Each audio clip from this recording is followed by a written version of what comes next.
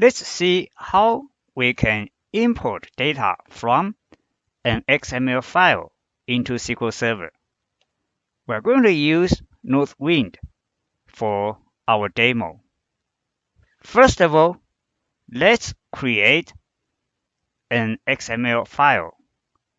We're going to get some columns from the customers table and the orders table. We use for XML Auto to create the XML structure. The root directive is required. This is the name of the root. We tell SQL Server the format of the XML structure will be element-centric.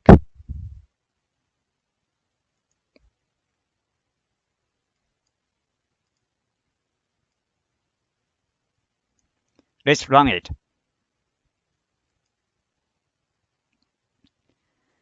Click on this handle to the XML structure. We can see this is the root. Under the root, we have the root element. C is customer.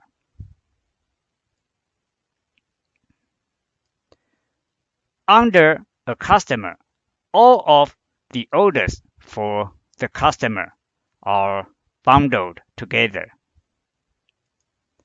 Let's save this XML structure to a file. Right-click on the tab. Save XML. I want to save the file to the backup folder of my C drive. I'm going to name the file XML.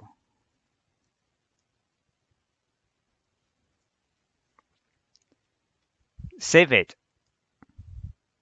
Now we can close this window.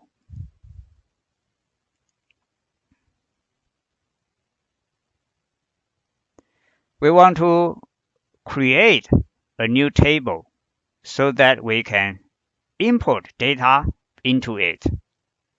We will first check whether the table already exists. If it does, we will drop it first. We use select into to create the new table. We have a where clause 1 equals 2 because 1 will never equal 2. That means when we select into from the customers table, we will only get the table and the column definitions. No data will be transferred. Let's create the table.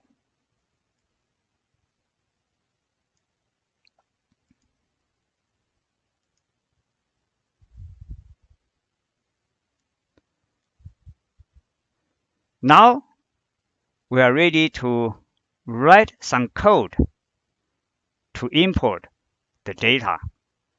I want to go over the SQL statements first. We need to declare a variable of the XML data type first. Next, we will initialize the variable x.a. X is the alias for the table. A is the alias for the column. We use open rosette to open the XML file. Bulk is the driver or the provider. Let's make sure that we have the correct file location here.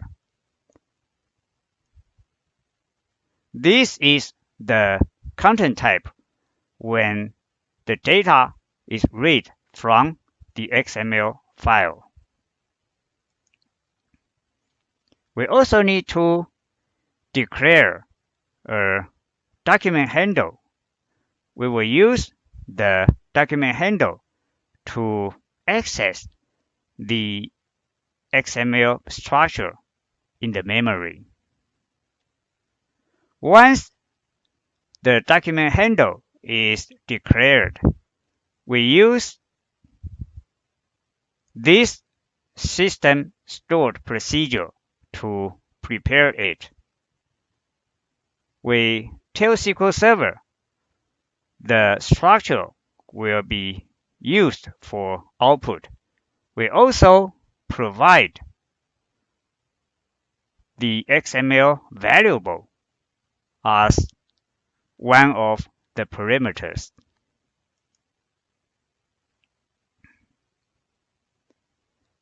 Now we are ready to use insert into to put data in the new table. We will get data from the XML structure in memory. We use Open XML to access the XML structure. We need to provide 3 arguments when we invoke the Open XML function. First one is the document handle. The second one is the point of the XML structure we want to get the data from. In this example, we want to get the customer data. So root, then root element. The third argument is to tell SQL Server the XML structure is in element-centric format.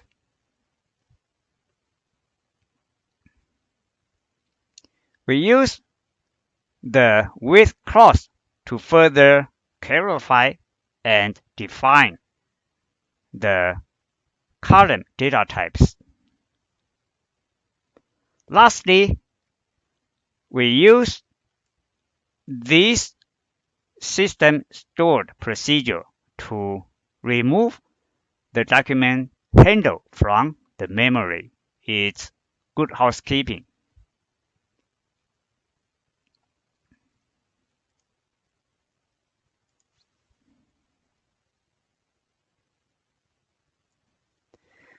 We need to run all of these SQL statements in a batch.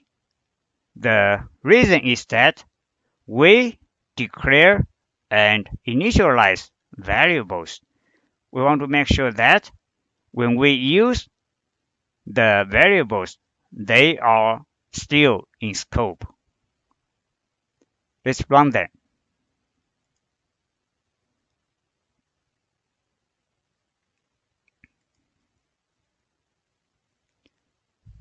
Let's see what we have in the new table.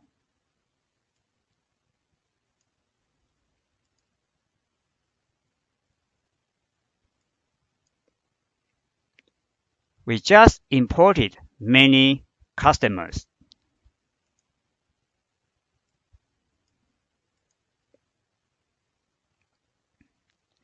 Next, we want to import orders. We will create another new table for storing orders.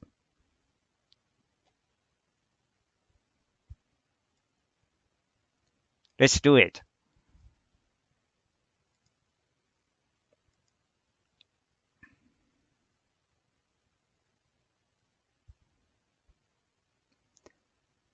The code for importing orders is very similar, almost identical to the code we used for importing customers.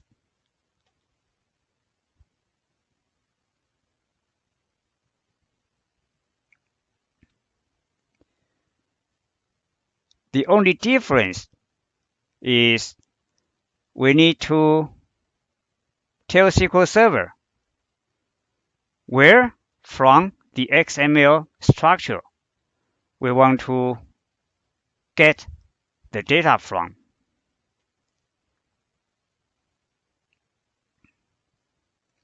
To get orders, we need to use the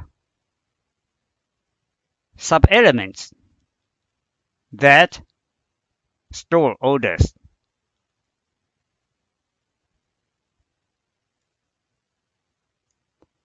This is the location of the structure we will be getting the orders from. This is an abbreviation.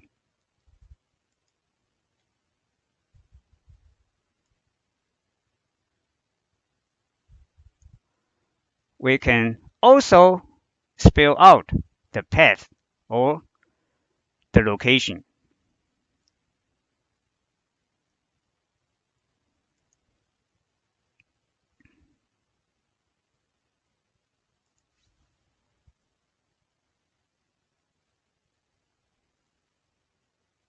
Again, we need to run these SQL statements in a batch. Let's run them.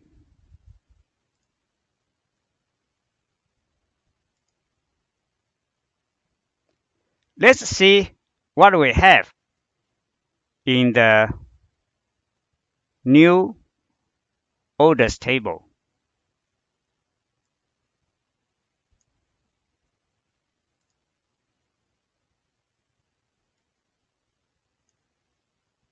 Here are the orders we just imported from the XML file. Now let's do housekeeping. Let's drop the two tables we created earlier.